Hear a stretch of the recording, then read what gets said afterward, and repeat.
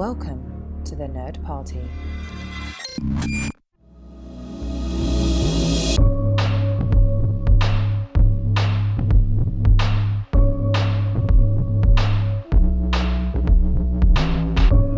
Hello everybody at home and welcome to Houselights, House of Hughes. Tonight we are talking about The Breakfast Club. Last week we talked about, what did we talk about last week? 16 candles. 16 candles, that's right. It was like somebody's birthday was ruined by started with parents. Dessert, now we're going to breakfast. Yeah, now we're going to breakfast. We started with dessert. Hey, I like that. Hey, okay. Why am I hosting this? So, 1985. This is John Hughes' sophomore outing.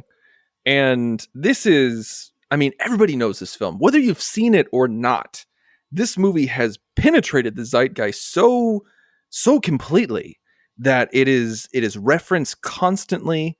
The soundtrack, even if we hear the soundtrack, we know exactly what movie that is from. There's been so many homages to it, with a guy throwing his fist in the air and then turning into a silhouette. I mean, everybody knows what that is. And this is probably the first time that I've seen this in a very long time, even though I have seen this multiple times. I feel like TBS was built to show this movie. This was the license they had before Shawshank Redemption became available. Right. Yeah. And this is one of those movies that you actually, that I think the term you get, like, speaking of Shawshank, you get Shawshanked. Like, have you guys heard that term? Oh yeah. Yes. No, absolutely. Yeah. Yeah. Like, where if it's on, give me a, what is it? Like, I mean, there's a twist. Is that the point? No. The thing with being Shawshanked is that when it's on TV, no matter what point in the movie that it's on, you catch yourself watching it. Yeah. You have to stop what you're doing, whether you're folding laundry or whatever, paying your alimony checks. You got to stop, and you have to stop and watch it. And I think Breakfast Club is one of those. And I'm not quite sure why, but we're going to investigate that tonight. And one thing that you guys need to investigate is thenerdparty.com. You need to go to thenerdparty.com and you know what? You can talk to us. You can tell us which director you would like us to do next by going to thenerdparty.com/contact, select Houselights, fill out the form, send us an email. We get a lot of emails. We get a lot of suggestions. I'm not able to reply to everybody, but I want you to know that we review every single email we get. We review every single director, so you have been heard and you have been logged, and so I appreciate the people who have sent us multiple emails. And you can also check out all of our other stuff. We got Star Wars shows, Star Trek shows. We got a book club show. We've got young adults. So we got A24. Indie movies, Harry Potter. We got something for everybody at thenerdparty.com. And John, where can we find you online? Castle Junkie. Just look for that username. That's where I am. Darren. DrSci-Fi.com. All my links are there. And you can find me at the Insane Robin all over the place. So, gentlemen, Darren, I'm going to start with you. When was the first time that you saw The Breakfast Club? And don't you forget about me. Except for, I think I'd seen on like a YouTube clip, best scenes of whatever, like the part where he's reading the voiceover of the whatever thing they were supposed to write at the end, where, you're always going to see us as this, and, we're not conforming to your definitions. I mean, I'd seen, the montage of that clip. Besides that, this was my first time watching this movie. What?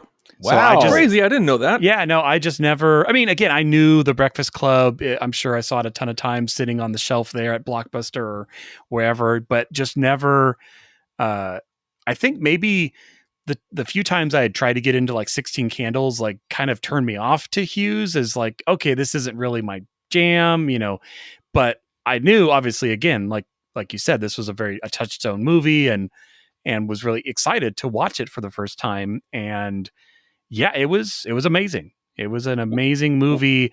The tension, you want to talk about like a big budget student film in the best way, meaning it's one location. I think they made it for $1 million and it made like 55 million bucks. Like, that is a great return on your movie. Those are happy investors right there. Very, very happy. For sure. We got 2 returning characters from 16 Candles. So I was glad I had watched them before. Obviously different characters, same actors, with Molly Ringwald and Michael Hall. Yeah. Anthony Michael Hall also returning. And man, because it's like, I was thinking you were meaning Shawshank was like a twist. And not that there's twists in this movie, but it's like one kind of flavor and then it goes deep. Like when the kids get real and they're sharing with each other, you're like, man, like, I don't know. It made me think of like all these movies that are what I like to call minimum viable product. You know what I mean? Like when a current movie where they're like, oh, this will make us slightly more money than we spent on it. Let us put it out into the world. This is not one of those. This is a crafted film. If anything, I see this launching Hughes' career more than 16 Candles. You're absolutely right. He actually was intended. He intended, I think, this to be his first movie, and then for whatever reason, 16 Candles came first. And I think that you can immediately tell that his heart is way more involved in this. Oh yeah, 16 Candles is like at best a rough draft. You know, we talked about it already, but like very much, especially when you compare the two movies, it's like, oh, this is somebody who knows what they're doing. You know, putting stuff together. This is not just a sequence of events. This is a beginning, middle, and end with a progression for each character, you know, and an arc to the story overall. And in, you know, the thing that I think really also denotes that he's more focused, cares more about what's going on here, is to speak to one of your criticisms of 16 Candles, Tristan, is the music references are obviously much more contemporary. They make much more sense here. It's like, oh, this is music I would have been listening to in the 1980s, and it speaks to the story that's going on. It's not just a cheap musical sting to get the parents involved. But something that always baffles me about this movie is that it's rated R. And if its intended audience truly is the teen audience, conventional wisdom is you go for, PG-13 existed by then. In it was 85, so this was post Temple of Doom. So PG-13 existed by this point, but they still released it as an R, which I always take as a cue that this is actually intended for people who have made it past high school to look back and reflect on what dummies they were and what they worked through to get to a more mature place. Well, and it makes those teenagers want to sneak in to watch it. Like they're going to find a way. Oh yeah, no, absolutely. Yeah. I mean, yeah, like R is ever a barrier to somebody actually seeing them. Oh no, this is an R-rated movie. It's like I was thinking R-rated movies when I was 12. That's my guess. Cause it has to be language. Maybe, pot maybe smoking pot. Yeah. Pot use too. Oh yeah. That's it. Smoking pot. Going to be an R, period, end of sentence. They could have dropped all of the other offensive language in it, and it still would have been an R, period. Interesting. Like, even if they did it off camera? Yes. Like, if they did it like that 70s show style? Definitely in 85, I think. I think you're right. I definitely agree with Darren that in 85, pot use was still frowned on enough. Although, speaking against that point, is Poltergeist. Because in Poltergeist, and that I never saw Poltergeist until a few years ago. Oh, yeah. I don't like the movie. And one of the reasons I don't like it is because the parents, they're at home and their kids are up and their kids are there and they have to be on deck for their kids. And they're getting stoned in the bedroom. But and that's I'm like, the parents though. Yes. But as a parent, I'm like, okay, have a beer or two, but you're watching your kids. If one of you gets drunk or high, okay, I'll give you some leeway because somebody's on deck to be there and be smart. What if you got to drive one of those kids to the hospital, right? Yeah. And you've had all these paranormal. Anyway, that's me going off. I was going to say, we're going down a path here. Sorry. We're going down a path. Yeah. Now, John, I want to know, when was the first time you've seen this? Like, did you see this in the theater? Like, did you see it with your brother? You know? It was R-rated. Did you see this rated R movie when you were a wee tyke, John? Listen, I was taken to Platoon when I was like in 1986, and I was way too young to see Platoon. That's why I asked. That's why I asked the question, because I don't assume anything. Oh, it's a fair question. Absolutely fair question. Actually, I think the first R-rated movie I saw in the movie theater that I was entirely too young to see was either Love at First Bite or Easy Money, whichever one of those came out first. Love at First Bite was rated R? I'm pretty sure it was. I wonder why.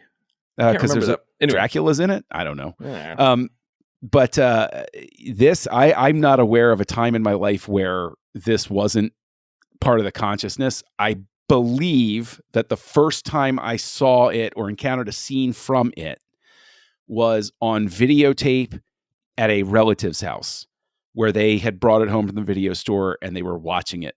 And I know the scene in specific, the room I was standing in, seeing it for the first time on a television screen. And I don't know if I just saw that scene or if I saw the whole thing, but I was not in high school by that point. So I was a little bit younger than the intended audience.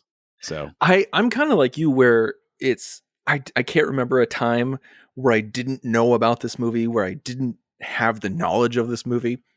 And, like I joked about it being on TBS, but that's kind of I just feel like as soon as we got cable, I saw this film. Your letterbox don't go back far enough to look up when you first saw this. If only. I mean, that was a fun night trying to go through every single movie ever made and figuring out if I've watched it or not on Letterboxd. But I saw it probably 20 times, all out of order, I think. And this in preparation for this podcast is probably the first time that I've ever seen it unedited and uncensored. Wow. That blows my mind. Wow. Because I'm trying to even picture what an edited version would have been like. You would have lost so much. It's ridiculous. Like, it's really hilarious. Are they dubbing different words into the same phrases? So it's like, fuck you, or something. Well, no, there's actually. I think it's forget you, isn't it? Yeah, it's forget you. Like, there's this really funny but it's reference really obvious to now what he's not knowing to say. It's very obvious. But like in the show Community, there's a character, Abed, who's obsessed with movies. And for some reason, he was making a Breakfast Club reference. And he did not the entire, but he did a big chunk of Jed Nelson's monologue about how he hated his father. And he's like, forget you, Dad. But he does the censored version, but his mouth does the uncensored version. Oh, that's funny. Okay, that's clever. Brilliant. And I was brilliant. I was so floored because it looked exactly like the edited version that you see on TV. I have to send you guys the clip because it's absolutely genius. But yeah, this was the first time that I seen it uncensored, unedited. And it was interesting because there was a lot of things going into it. I really truly felt like these were high schoolers going into it. Like, even though they're a little older, they're, obviously they're actors. They're a little older. They weren't actually 18 or they weren't actually 17 or whatever they were.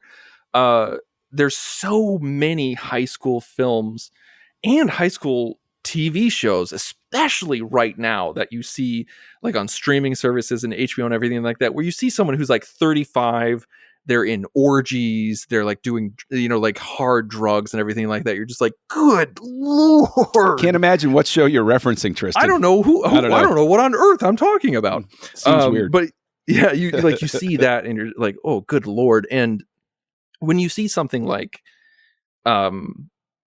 Breakfast Club, it's a much more like a universal experience. And when I say universal, I mean like, for the demographic, for like the white suburban teen, like it's a very, universal experience for that, because, like I could go into Splinter, into different demographics, and of course everyone has a different high school experience. But for this demo, it's pretty universal. Like, yeah, there was some drug use, like whether you did drugs or you didn't, somebody who did, you were friends with somebody who did, it was usually just pot, it wasn't anything harder. Like, people got in trouble for stupid things. But these characters were well defined, and Judd Nelson was his character, John Bender, which every single time they said Bender. Yeah, I mean, exactly. John, you know what I'm going to say. Bite my shiny metal ass. Yep. It was like, he was so obnoxious. He was so utterly obnoxious. Like, I hated seeing him on screen. But the thing is that you were supposed to feel that way because we all knew that kid. We all had, like, we were either friends with that kid reluctantly, or we knew that kid, or that kid was the bane of our existence in second period. And it's just like, so many of these kids were all so defined, and we all knew these people. And I think that's what really helped move the story along. Bender is a very difficult character for me to encounter, sort of like later on, because I'm not going to go into like a whole bunch of like personal details, but I can put it this way, that I knew him. and it not me. I'm not saying this isn't like my You Al-Anon knew Judd moment where I'm Nelson? like, No, I'm just kidding. yeah, I know wish I know I what you mean. wish I would have gotten a signed Rodimus Prime toy if I did. But you know, Bender was definitely a guy that I knew, and a very specific guy that I knew. And I remember even back that, like, encountering Breakfast Club was a moment where it helped sink in, the moment where it was like, oh, he's like that for a reason, isn't he?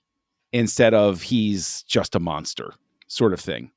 And this movie is it's hard to overstate what a cultural touchstone this movie is, because in high school, because, you know, I was part of the generation coming into high school, and in the wake of the Breakfast Club, they used this movie as a teaching tool they didn't show it in class, but everybody had seen it. And so they would use it to reinforce the point. Don't judge people too harshly. Everybody's going through something. Get to know people before you judge them. And so, you know, it was actually used as a really interesting, you know, but I mean, we didn't need it to be done that way. I'm just sort of using it as when they use a movie to teach a lesson, you know, reference to a movie to teach a lesson. It's like, oh, that's a thing. And it's just, it's interesting, because this is one of those that's really weird for me, because the last time I watched it was, I'm going to say it was about 11 or 12 years ago, and I hated it. I absolutely hated the movie. It was the only time I've ever hated it. I was really curious about rewatching it this time, but I was definitely in a different place back then about some things. But I just remember actively hating the movie while I watched it. And I've always been curious to come back. That's why I'm glad we had the chance to see it this time, to see if my reaction would remain altered, or if it would sort of snap back to the way I remembered my memory of it. Now, what were some of the things, like, when you think The Breakfast Club, Darren, like, as someone who this is the first time seeing it, when you've known a lot about it, you know the references, you've seen the clips and everything like that. When you think Breakfast Club, what's the first thing that pops into your head? I guess kind of, again, that ending scene where, and what that implies, I think of the secondary names first, you know, the basket case, the criminal, the brain, the princess, the athlete. Are you going to have the last piece of the pizza? No, you can have it, buddy. There's also the child, when the child runs in The Breakfast Club Part 2. I love how innocent that was, where just coming in, not thinking about anything. Care. Don't even care. I got pizza worries, Dad. I'm sure he's already eaten 2 and he wants a 3rd. But no, I always think of the secondary names: the athlete, princess, the criminal, the brain, the basket case. I mean, obviously, you know the names of the characters, but those archetypes are what really stick. But it's amazing, because in a way they aren't archetypes. They start as that, as we haven't really known the characters. And yeah, it's like the criminal, you're a jerk. Like I've run into people like you, and I'm going to sit over here, and you're going to apparently move me from my seat for some power trip. But the way, though, it unfolds after you actually get to know them, and it doesn't excuse their actions, but it does add context to it that without you would look at it a different way. I mean, honestly, one of the most interesting parts of it for me was watching it for the vice principal, Vernon, who's, my gosh, is a terrible person, like, is just railing on these kids. And I'm like, you're in education, like, you are done. You have burned out. You need to go, because that was the most interesting part. Not only seeing the dynamics between the characters, but against authority, against him, especially with Bender. I mean, because that's obviously a main part of his story. What's really interesting too is looking at Vernon, you know, after you've grown up and you've got a different perspective on life and everything, is he's still a bad dude. He's still burned out, to your point. He still shouldn't be in this position.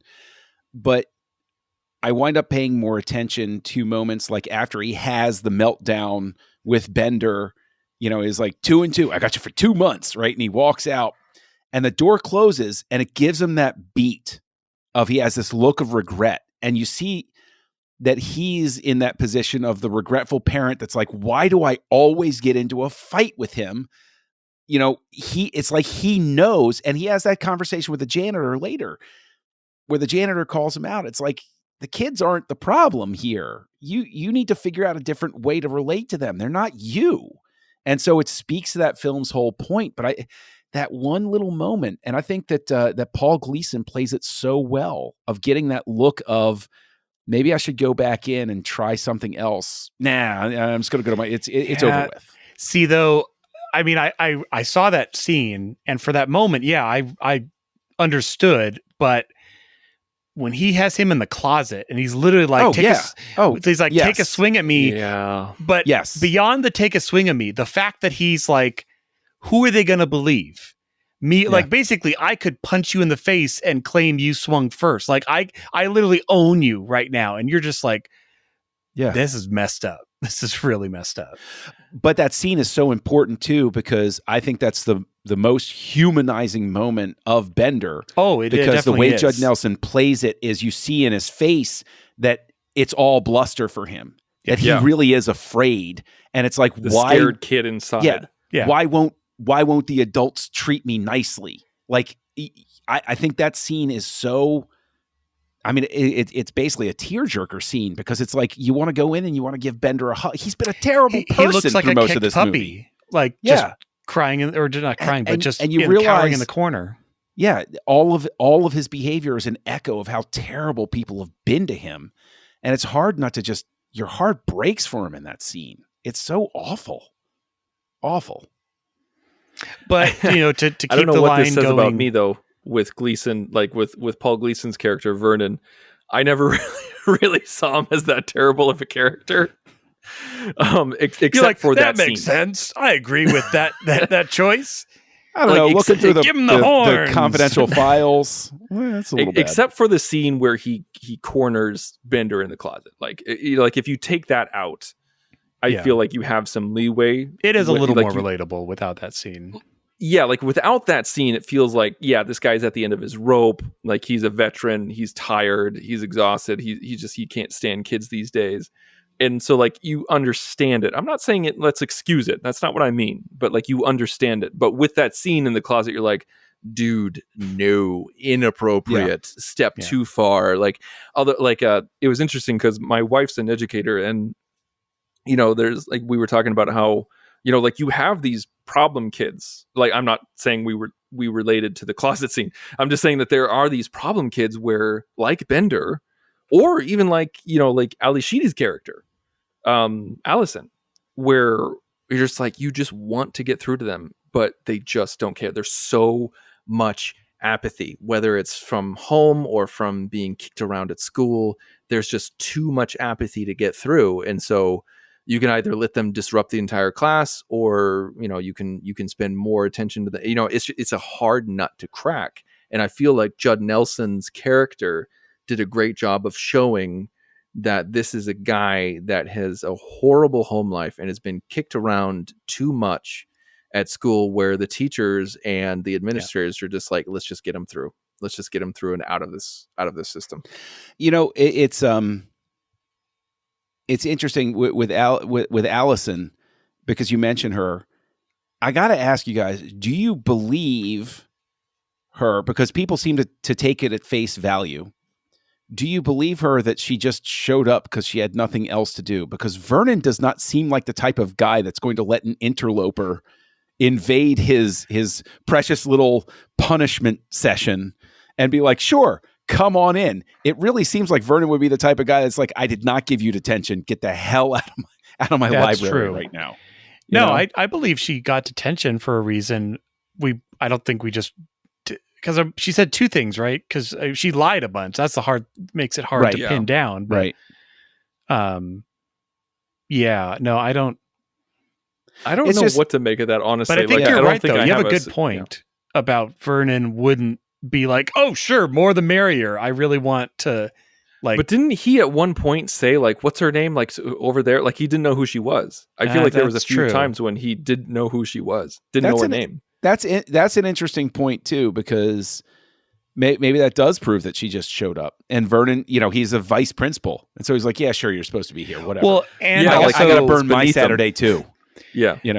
and he's not going to want to look weak in his eyes and be like, I don't think you're actually supposed to be here. Let me go look it up. Vernon would not do that. He'd be like, he doesn't want whatever. to appear like he doesn't know what's going on. Yeah. Would be the worst possible outcome for Yeah. Vernon.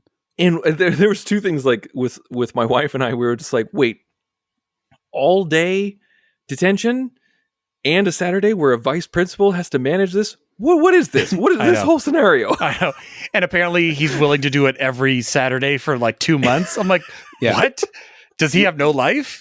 But see, the thing is, you could maybe create your own headcanon where it's like Vernon has a terrible home life, and so he's actually punishing Bender so he has an excuse not to be at home on the weekends or something. I like had that. I had a teacher who I was very close with, a math teacher, and I would stay after school and we would talk a lot. And he talked about how his mentor would, whenever there was a fight at the school, whenever there was a fight broke out, he would stick out his chin into the fight, hoping to get hit so that the kid would get expelled. Wow. Wow. That was his like method There of was solving the fight. I that story's crazy. There was a legend. There was one guy. I won't say his name because I don't know whether it was a true story or not. But the legend that went around about this guy is he was a World War II vet. And while I was at high school, some kids from another school came over and they came on a school property and they were going to start trouble. And he and like two other, the gym teacher and some other guy, like, they go there and they're like, kids, you're not walking on property. And apparently one of the kids mouthed off to this teacher who was a World War II vet. And according to legend, he looked at the kid and said, son, I've buried kids younger than you. Don't do anything.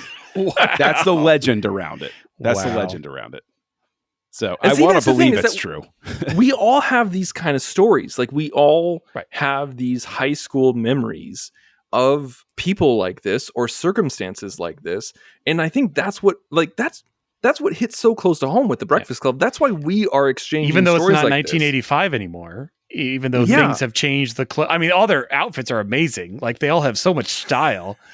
But Like, I went to high school in the early 2000s, and I feel like a kid today could watch this who's currently in high school in 2022, watch this and relate to it on what's going on. And I think the story, like, when they just got done smoking and they're all sitting down and the visual language of the film changes. Like, once they start to actually get honest with each other, that's something that I really noted that I really liked, is that the camera started doing more motion because it was In the very round. static beforehand. yeah. Like, it was very old school filmmaking where it was just a one shot, two shot, one shot, two shot, wide establishing shot, one shot, two shot. Like, it was very, very basic classic filmmaking. And I'm not knocking it. It's just, it was utilitarian. It did the job. Once we got to them truly being honest with each other, opening up about who they are, they started, like Darren, as you mentioned, they started rotating around, especially with Emilio Estevez's monologue. It started rotating around. And that's when you realize, like, crap just got real. Like, we're actually having a moment right here. And that's primo filmmaking right there, is that the visual language is expressing what the characters and what the actors are expressing.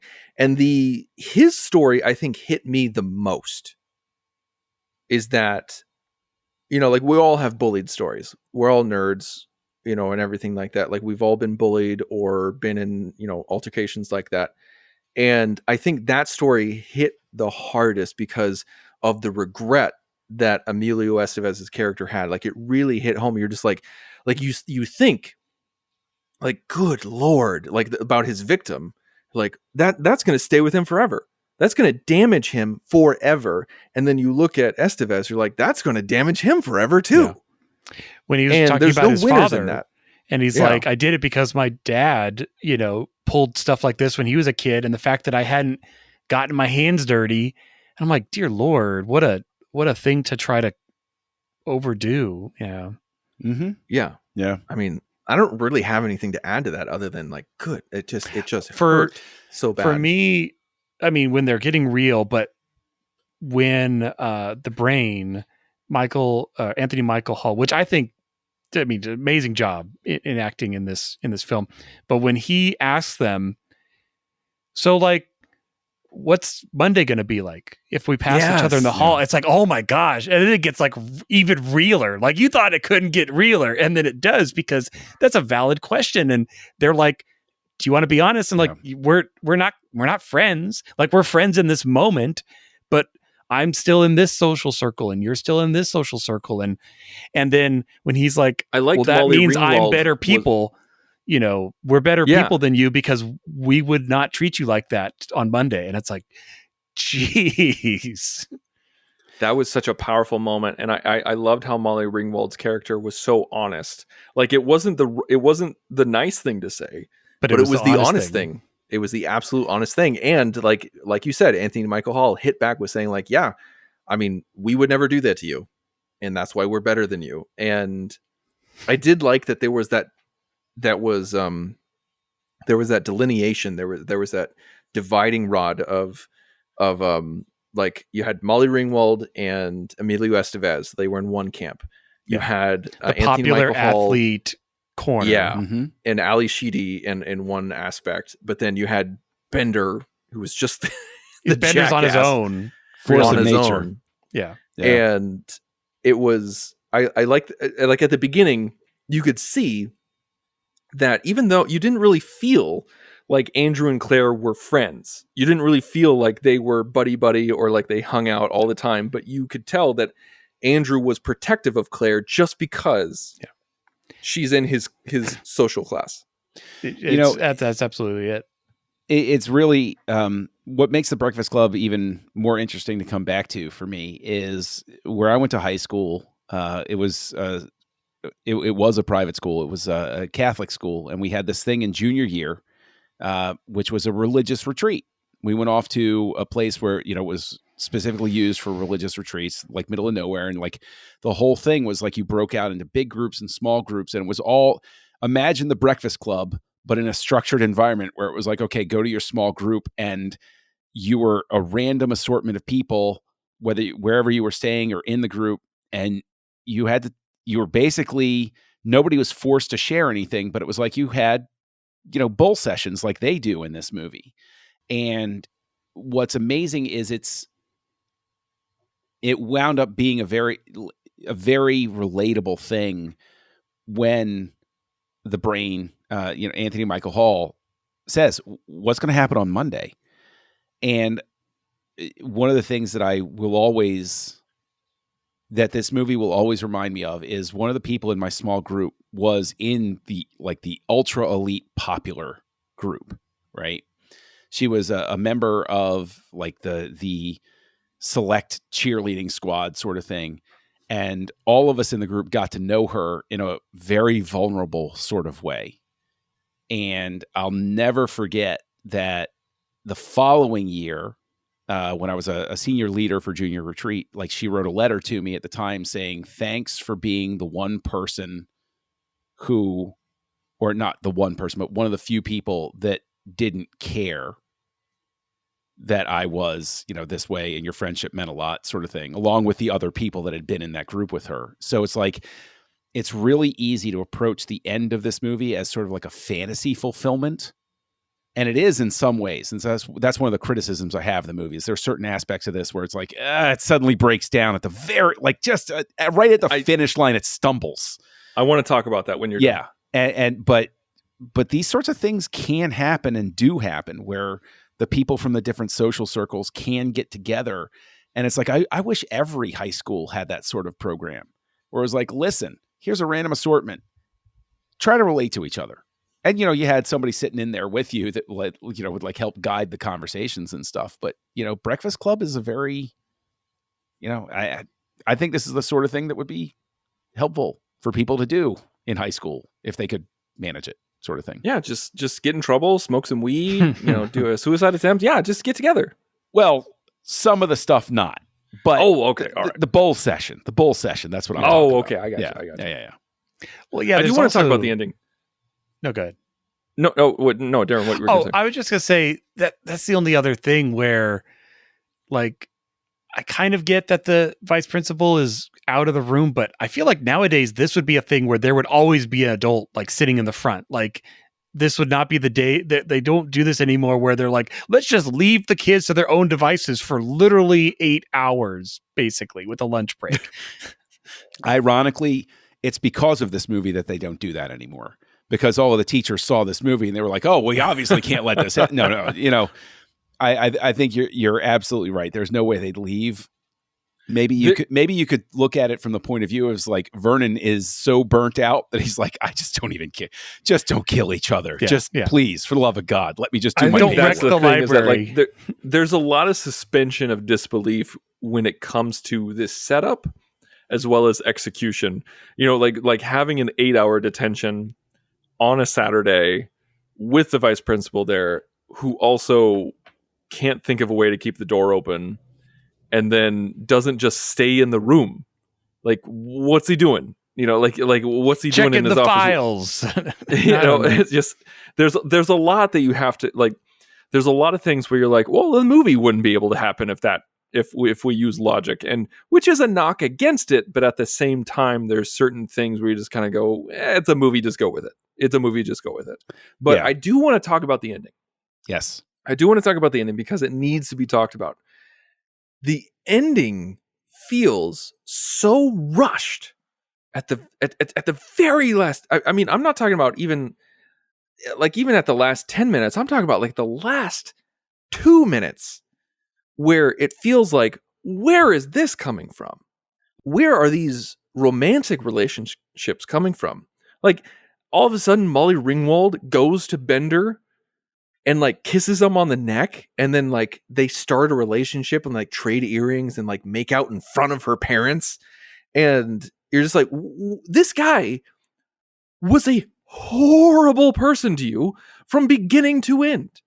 There was not a glimmer of hope. There was not a glimmer of nicety to it whatsoever. And then you just go right up to him. I know that there is a stereotype about how if you treat a woman horrible, then she'll run to you. But is this was ridiculous. Trying to fix him? Is he her project? Listen, he's if anybody watches Always Sunny in Philadelphia, he's practically on the Dennis level of treating people. Do yourself a favor and look for what Dennis spells out to as the acronym. But I agree with you. I think that the key mistake that it makes with that leap in specific is it treats her character as if she's been in the room when Vernon gets him into that wounded state, right?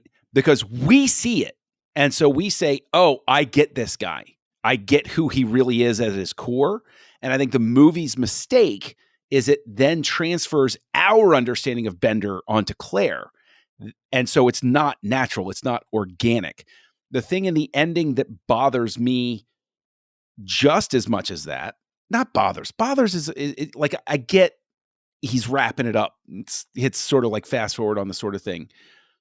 But if the whole point of the movie is for us to approach, understand, and accept people for who they are, then Ali Sheedy's makeover is disingenuous and should not have happened. Yeah, that part, it was like, what is going on? Oh, I'm pretty now. That means I can be accepted. It's like, what? Where did that come from? It was like the reverse Sandy at the end of Grease. Yes, that is exactly what I thought of.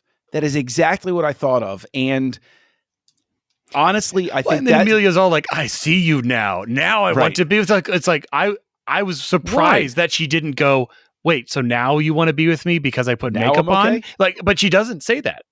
If she had said that, it would have at least kind of been more in character. But I would have liked it better had she not changed.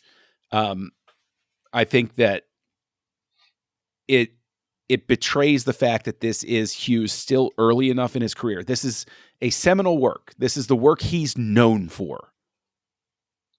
but this is still his second movie. He hasn't ironed out the kinks as a filmmaker yet. We will see him get where he needs to go later in a few films. You know that, Darren. You know the one I'm talking about. He gets there. He's not there yet, though. And that's why this ending is a little bit clunkier. I don't know which one we're talking about. Oh, you'll know. You'll know when it happens. You'll know when it happens. Why so secretive? Yeah, I know what we're talking about. It's not okay, yeah. Yeah, you know. I know what we're talking about. I just momentarily forgot. Yes, that was so weird. Like, it was weird between Claire and Bender. It was weird between Andrew and Allison. It was just, why? It was completely unneeded. There was no reason to add romance to it. There was no reason. Well, add some and sort how of many kinship. times do we talk about, the ability to land the ship is really important. Like, again, you can have an amazing story, but if you can't land it, it kind of undoes a lot of that momentum and goodness that you've done. And Goodwill. Yeah. And goodwill. And I mean, now granted, I felt like it was time for the movie to end, structurally wise, but yeah, the relationship shifts, and something I also wanted to mention earlier, and I think you touched on it very similar, John, where you're talking about things that we had seen Judd Nelson do that they hadn't. I was trying to think of moments that they had seen, and the only other super redeeming moment I can think of is when they're out of the class or they're out of the room and they're being chased, where he kind of, falls on his sword, like, I'm going to go run off and do this, and I'm going to be the one that gets caught so you guys can get away. And she does see that, but that's True. the only, that doesn't denounce what you were saying. Cause yes, I think he does try to infer the connection in our minds of what we, the audience, have seen in the closet scene, but there at least is something there where Molly Ringwald sees that happen and is like, oh, but it's still a bit of a jump. It's still, that's not enough, but it is there. It is. I think that, so long as we're talking about the film's shortcomings, I do think that I'm trying to think how to approach it. The scene under the desk when he has fallen into the library. I was wondering if we were going to talk about that. No, just real quick. I'm just going to throw out there on my own. The whole thing is solved with editing, because there's one shot in specific that makes it horrible. And it's like, if you take that one shot out, it's less horrible. Or even if all you do is have him make a noise under the desk. Her reactions are enough. Yes. Yeah. Her reactions are enough. You know exactly what's happening. I think what it is that's, again, an inexperienced filmmaker going for the easy gag. And even back then, it was like, oh, yeah. Right? I mean, it made me think, okay, so 2 for 2, both of these movies I've seen by John Hughes, we've seen Molly Ringwald's character's underwear. True. But I think that this is... I mean, I'm like, is this going to become a director's trademark? Is this like Quentin Tarantino and feet? What's going on? But I mean, even given the fact of how young her character is, having that shot is like, really? Yeah. Like, it's just not. And the thing is, I'm not attributing anything terrible to Hughes. I'm going to chalk it up to, he was going for an easy visual gag, and he didn't understand restraint at that point. Yeah. And the whole movie is better if that's just, but the thing is, I won't lay it just on Hughes. He has 3 editors working with him on this movie. Not one of them said, let me show you an alternate cut here. Right? Which is what he gets. And we'll talk about this with Planes, Trains, and Automobiles. It's what he gets with Paul Hirsch, who forces some things that make Planes, Trains, and Automobiles even better when you know the behind the scenes stuff. Yeah. Because he had an editor in the editing bay saying, this would work better if we did it this way. Oh, and Hughes listened to him. And it's like, why didn't one of these editors that's the editor's job, is to save the director from himself. And so it's like, it's puzzling on so many different levels. Yeah. I don't have anything to add. I think you hit it on the head. And Darren, I think you're absolutely right that her reactions alone would be funny and would take out any of the ness of it. Yeah. because it would I mean, leave it to your imagination. You literally go, like, there were some shots under the table where you're seeing him and he's like, oh, look where I am. And then it cuts to all her reactions afterwards. That's all you need. You don't need anything else. And she acts it out. You can totally tell, like, she's not happy with the situation. But additionally, without that, with a different cut, your brain will take it where it needs to go for Bender not to be that awful, right? Like your brain will have a natural cutoff point where it'll be like, okay, that and you'll fill in. Which, I mean, not to keep talking about this scene, but it's interesting though, thinking about this is a moment where, like, if she, like, what am I trying to say? She's at a point where she's choosing not to expose him in this moment. So does that mean that what he's doing is not cross some sort of line with her, that she's like, I'm on the train now where I kind of want to be with you or whatever? Because I think if this had happened 5 minutes into their time inside the library, then she totally would have just stood up and been like, hey, he's under here. Get him out of here. So I think it's more of a we're all in this together aspect more than I want to be with this person. She knew they were all going to get burned to the ground for protecting him. And he would have been roasted because it's like, what are you doing in here? Now, to flip it around so we're not focused on this specific aspect, I will give Hughes a lot of credit because he did, he wrote the movie. What really, really rings, like there are a lot of moments that specifically ring true and have a lot of impact. And I really think that it's an incredibly impactful moment when Allison says, and I'm going to butcher the line, but if you say you didn't, you're a prude. And if you say you did, you're a slut. And he does a very good job of illustrating with that one line the dilemma that not just Molly Ringwald, but every woman is faced with men in general, where it's like you lose either way. Right. You're not treated like a human. You're treated on the basis of a single decision. And so at the very least, Hughes as a writer is recognizing that. Like it's just at the very least, there's that exchange there where he's acknowledging the dilemma for the character.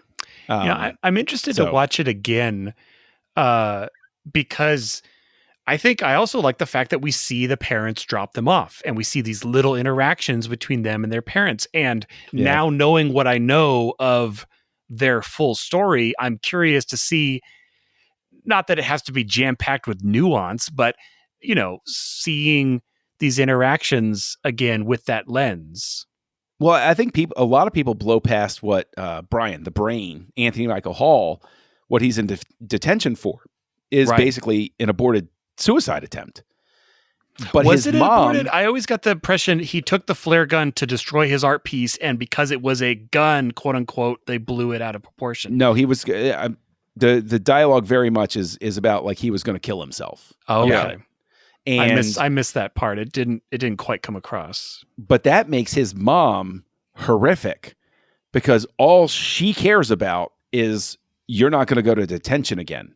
There's no sort of, hey, are you okay? Hey, we'll get through this. Hey, let's talk about it.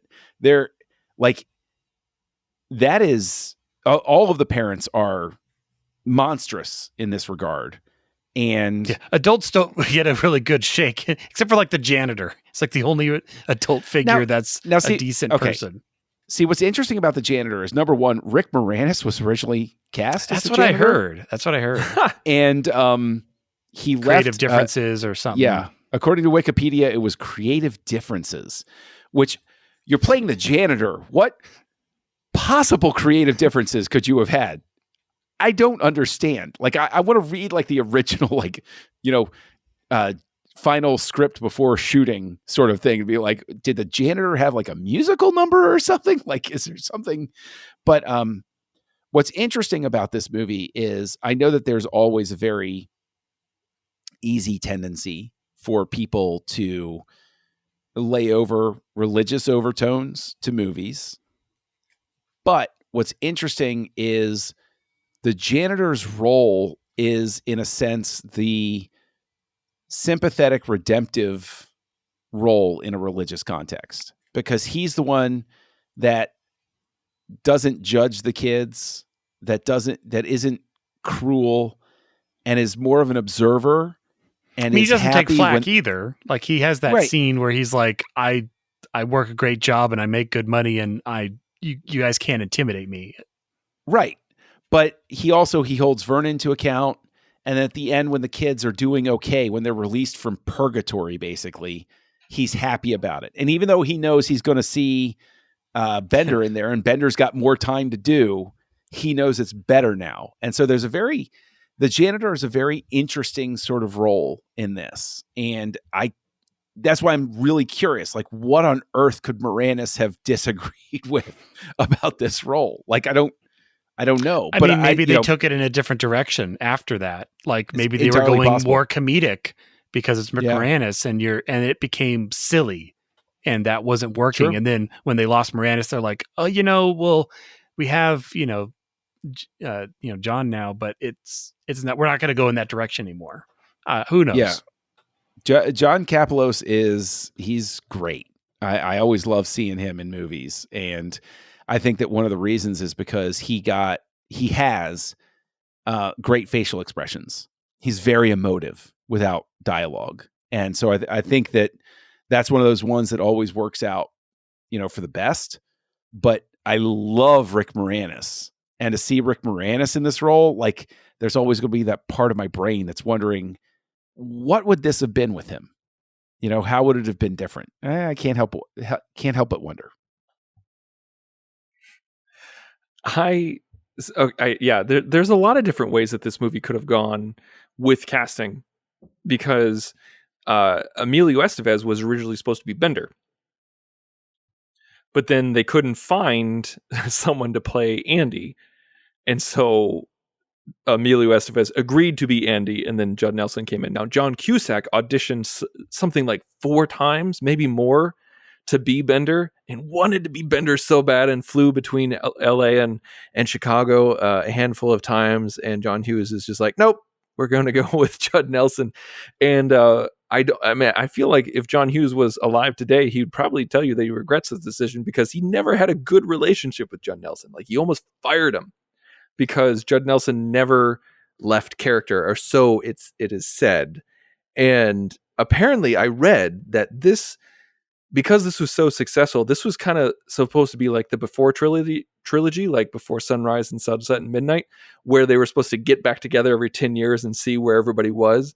But because he had such a horrible relationship with Judd Nelson, John Hughes never entertained the idea. Now, in defense of Hughes in that story, Judd Nelson was not known as the easiest person in the world to work with.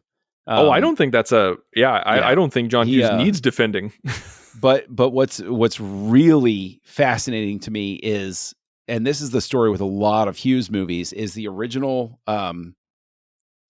the first print was like 150 minutes, and apparently Ali Sheedy said that there was a director's cut that does exist. Yeah. She said this, what was it, the 25th anniversary. Ali Sheedy said that there was a director's cut that does exist, but John Hughes's widow has been tight-lipped, hasn't said. So it exists somewhere, whether it's in a releasable format, who knows what. But I got to ask, right? Like, would you want to see a longer cut of this movie? Would you want to see something that has more to it? Or do you think this movie, given the ending, right, and the fact that it stumbles at the finish line, do you think that a longer director's cut would have alleviated some of the ending issues, or do you think it would have overstayed its welcome? I would like to see it just out of morbid curiosity. I don't think it's a movie that needs to be improved. I don't think there needs to be a John Hughes director's cut, like hashtag release the Hughes cut. I don't think that needs to happen. Breakfast Club Coda.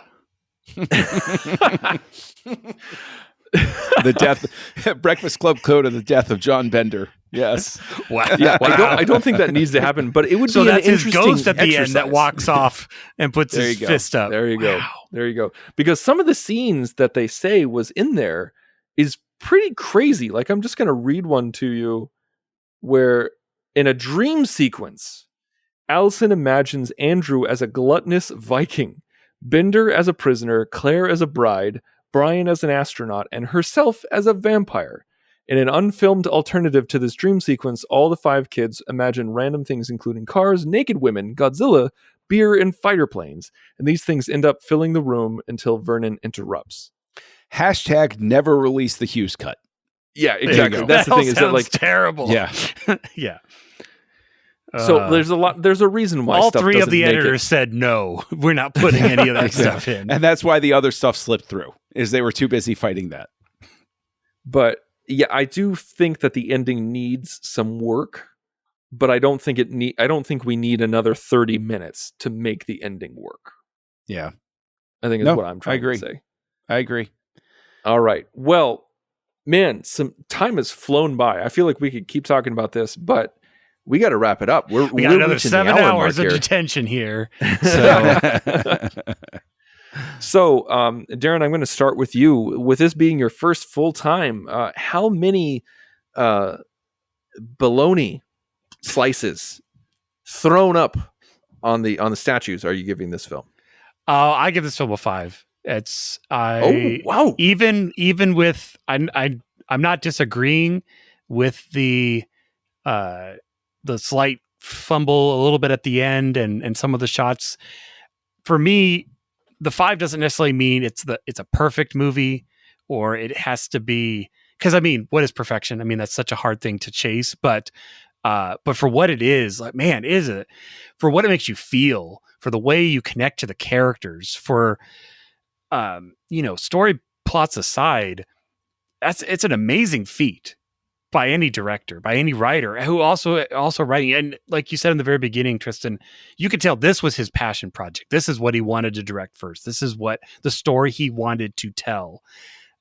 And the characters that we get, it was a little weird for me because I had recently watched Mighty Ducks. So seeing Emilio after that, I'm like, okay, this is a little weird, but watching, Anthony Michael Hall, who we, did a pretty good job in 16 Candles, brought it. Like, I loved his character. He, obviously I feel I identify the most with that character, as I'm sure many of us and our friends do. But yeah, I was going to say many people probably listening to this podcast do. But, but he never, again, just like I remember reading for him for 16 Candles, in his interview, he played it straight. He didn't play the stereotypical nerd role, and that's what drew him towards Hughes. That's why Hughes wanted to cast him. And he does the same thing here. He's still a person. He's still a kid. He's not.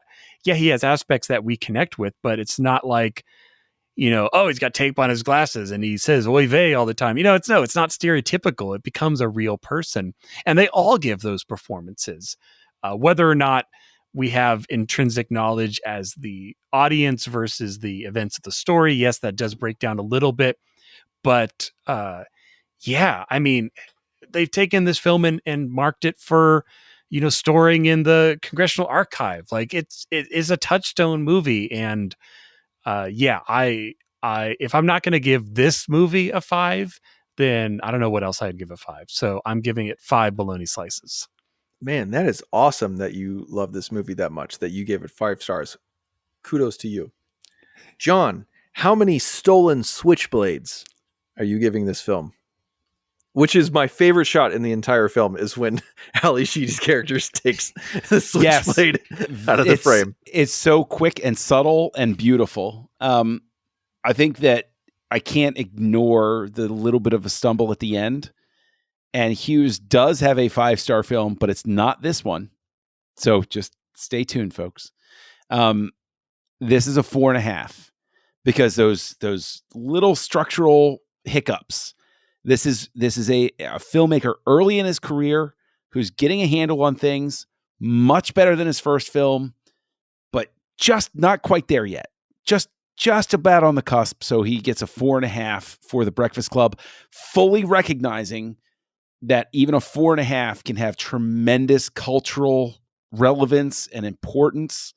But if I'm going to be honest with myself and, and with you, the listeners and my co-hosts, and honesty is what I always value. I got to give it a 4.5. But I can understand the 5 because emotionally it's a 5, but being the hard-hearted jerk that I am, it's a 4.5. So. Well, and I'll say once more for new listeners, I don't like giving half points. So for me, between a 4 and a 5, I'm more on the higher end of the spectrum. If I was stuck in Darren's detention of movie ratings, these are the rules you will adhere to. But since Dick Vernon is not here to force me, giving you the horns, John. You mess with Bull, you get the horns. I've quoted that line so many times. He says it with life. sus conviction too. Yes. You're like, dude, you're a vice principal at your high school. Talking down to a 17-year-old. Get it under control. Yeah. There's a complete recreation of that scene in the movie Not Another Teen Movie. Yes, there is.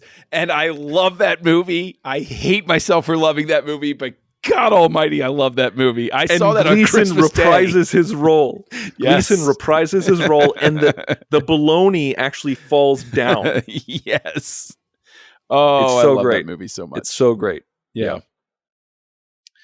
Man, I mean, I feel like I liked it as much as you guys, but my rating's much lower. Like I have a 3.5. Oh no. I mean, I really like it. I think it's great.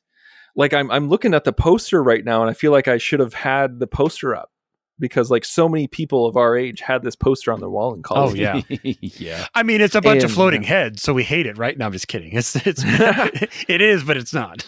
Shot by Annie Leibovitz near the end of production. That's right. Yeah. Yeah. I give it a 3.5. I really like it. I think this is a solid film, but I feel like the premise needs a lot of and it needs a lot of what's the word I'm looking for? What's the didn't stick the landing? Refinement? It's not refinement. It's a suspension of disbelief. Like the premise needs a lot of suspension of disbelief of just how the world works, and the ending is just it kills it for me. I think if it wasn't for the ending, this would easily be a 4.5 for me. But it's just on Letterboxd, I'm putting 3.5 with a little heart. Like it's 3.5 and I like it. Like as in like I like it, but it has its issues. And I think that's the thing for me is that this is a great film. This is a good film. This is a great film. But those things are too big for me to ignore. And yeah, I think that's where I'm landing. Now, okay. Darren, what are we doing next week?